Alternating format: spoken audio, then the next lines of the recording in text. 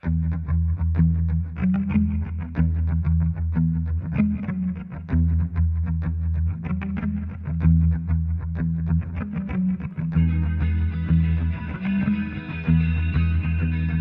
this is Michael Robertson at Deluxe Camping, and today I want to share with you a clean water system while living in a tent.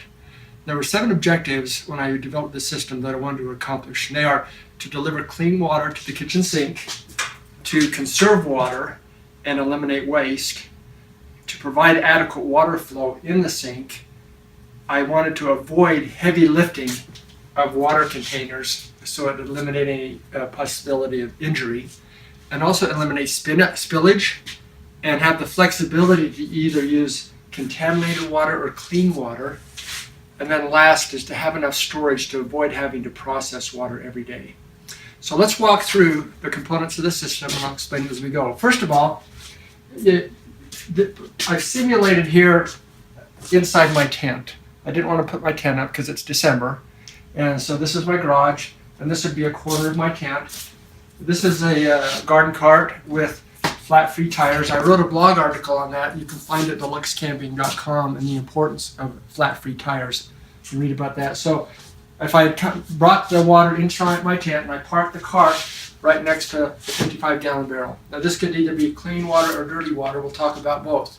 So what you would do is take a lid off one of the containers, take the hose and put it down inside the container. So you make sure this has water.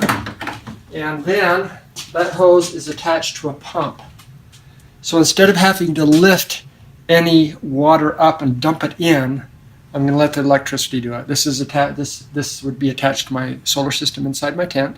And so then I just have a switch right here, and it brings the water from the barrel up through into this bucket. Now this has a 3-stage filter system. There's first a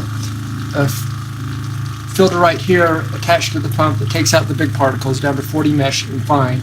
Goes to the pump, and it comes down into this water sock that is good down to 1 micron.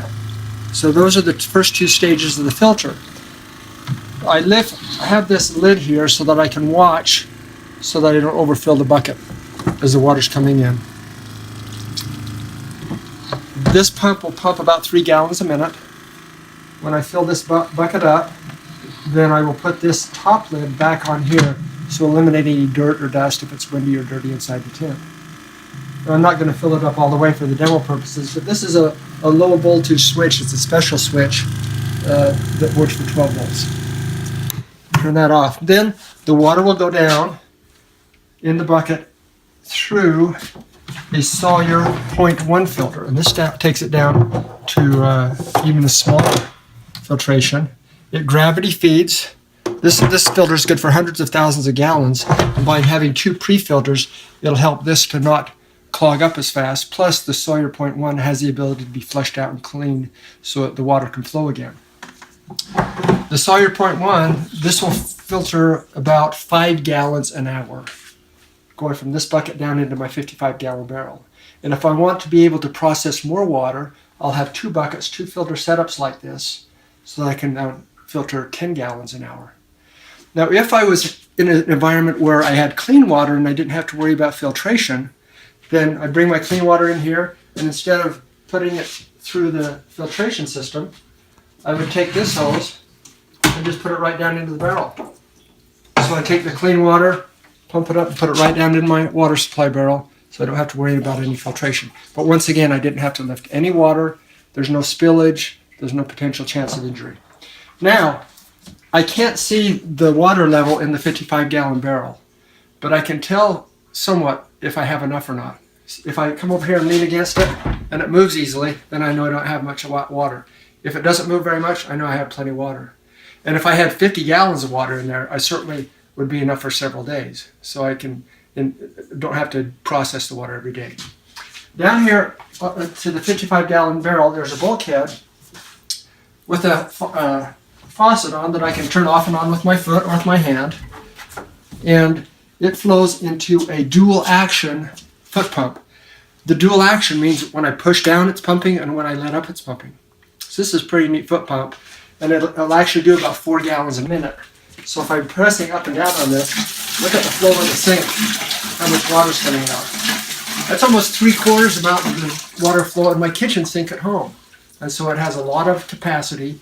And the beauty of this, one reason I didn't want to attach the pump right directly to my spigot and my sink for water supply is it causes too much waste. With this, when I stop pumping, it stops running. And too often, especially with children and things, if you flip a switch, they leave it on too long and you waste water. And in a camping environment, water conservation is very important. So the water then comes out here, 4 gallons a minute.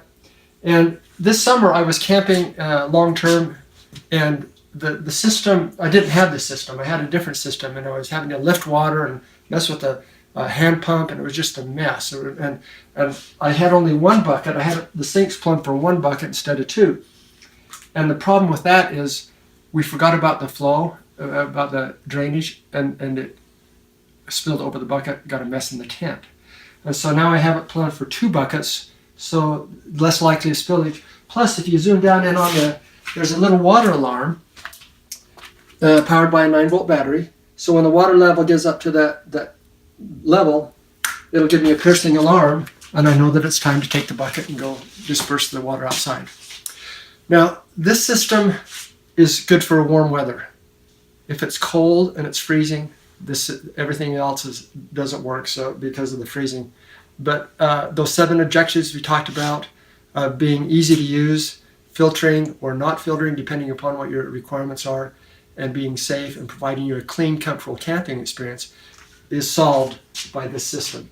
Now, if you want to read more about this, I did a complete blog article with pictures and descriptions and a list of where you can buy the components on my website at deluxecamping.com/blog, and then scroll through my blogs and you'll see a complete description there. This is Michael Robertson of Deluxe Camping, wishing you a clean and comfortable camping experience.